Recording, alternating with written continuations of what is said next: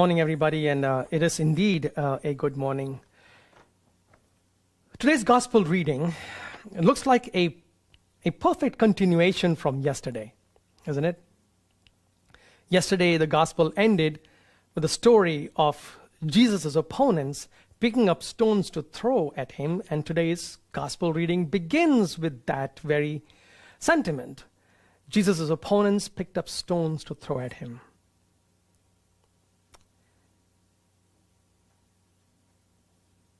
Perhaps we should realize that we have moved on from chapter 8 to chapter 10. This is the second time that his opponents picked up stones to throw at him. Yesterday we read the end of chapter 8. And in chapter 9 we have the healing of the man born blind. We read that reading a few Sundays back. And now we are almost halfway through chapter 10. So there is a big gap between what we read yesterday and what we read today. And the reason I'm saying this is because context is important.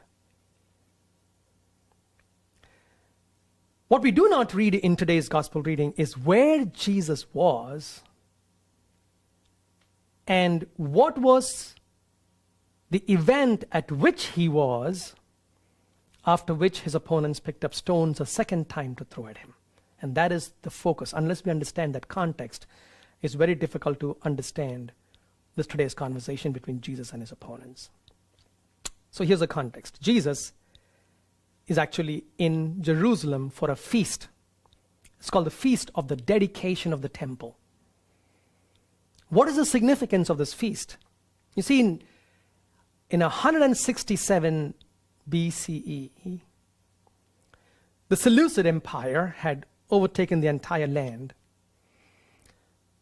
and the temple was desecrated by the Emperor Antiochus IV.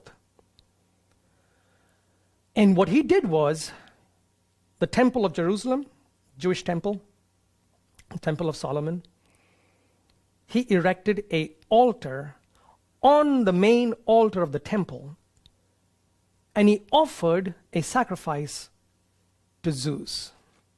Now, can you imagine what that did to the people? Now, historically, after about 3 years, in a revolt which we now know as the Maccabean Revolt,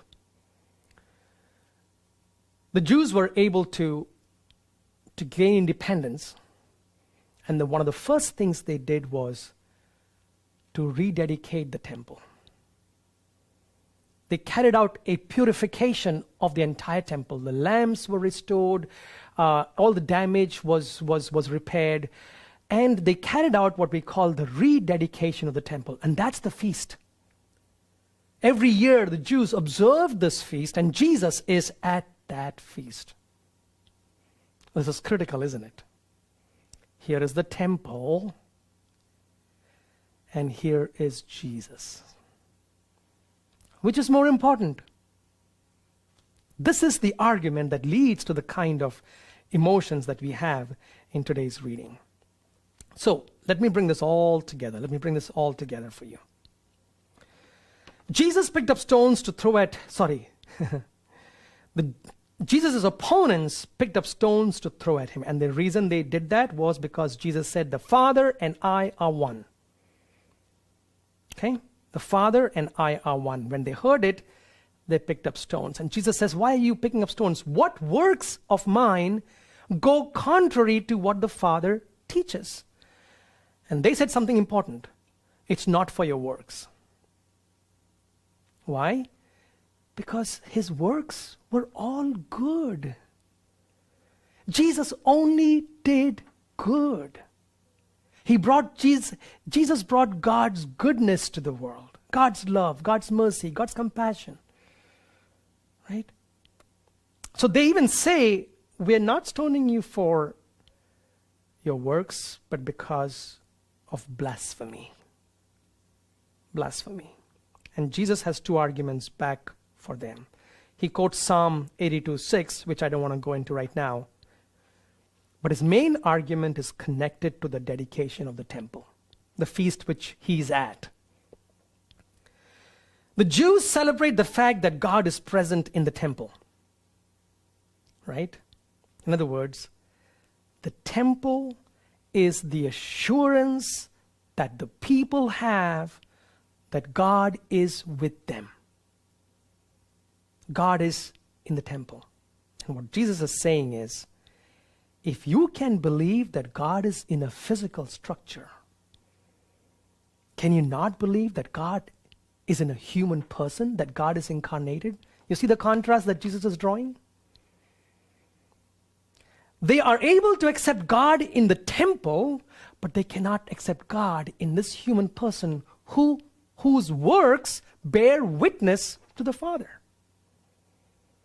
That's why Jesus says, can you say that the one whom the Father has consecrated and sent into the world blasphemes because he said, I am the Son of God? The temple was dedicated. Jesus is consecrated. The temple was dedicated by people. Jesus is consecrated by God. So this contrast, it's important to understand this contrast between the temple and the person of Jesus. The people could accept the former, but not the latter.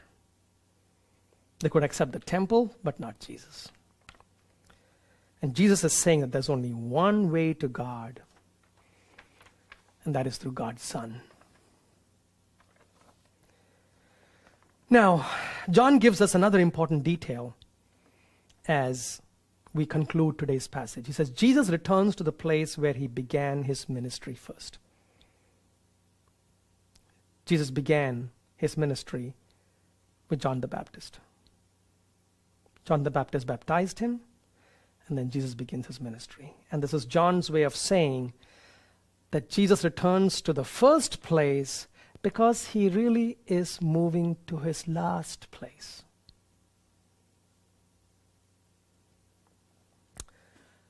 Today I have a practical implication and a homework for you. Here's a practical implication.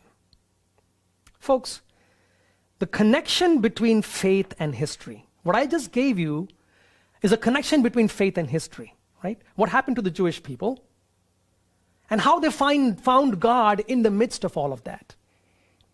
Temple is destroyed, they rededicate the temple, God is present in our midst, right? The connection between faith and history. Sometimes we think of faith and history as two parallel movements, that they don't crisscross each other. These are two parallel movements. In fact, we call faith salvation history, and we call human history just world history. What today's scripture is teaching us is that God is integrally present in human history. In other words, human history and salvation history are not two parallels. These intertwine all the time. After all, it is God who created the world and human beings. And we live in the space and time that God created. Everything that we know is from God.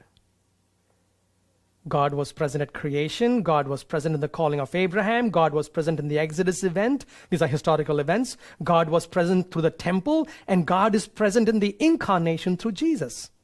God has been present throughout human history. And because of this, human history is salvation history. Salvation history is human history. So that brings us to today. And here's the practical implication, right? Creation, temple, church, masses, Holy Week, coronavirus. This is history happening right in front of us. Where do we find God?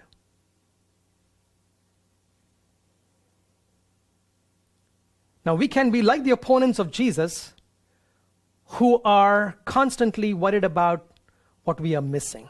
And yes, what we're missing is huge. Community, communion,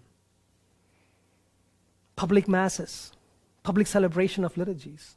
We are missing that. But God is present in this history of our time. During this pandemic, God is present.